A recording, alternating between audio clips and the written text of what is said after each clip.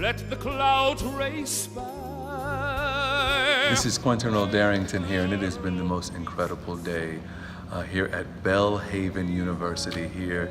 The whole day has been a journey of love, from speaking in the chapel services, to being able to connect with the student body at large, to having breakfast together, and just hearing the ideas of what happens here in the department, the cutting edge new ideas that are happening and that they're working on here at the university.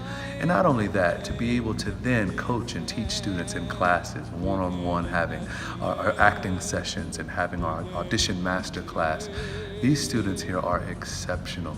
Students at Belhaven have a thirst and a hunger for knowledge, and a thirst and a hunger for God, and a thirst and a hunger for service and for people. And for me, that just shakes me to the core. It blesses my heart that there's a group of young people here in Jackson, Mississippi, with a heart of love to go out and affect the world with the ministry and with this precious work that we do artistically. Sing with me, how great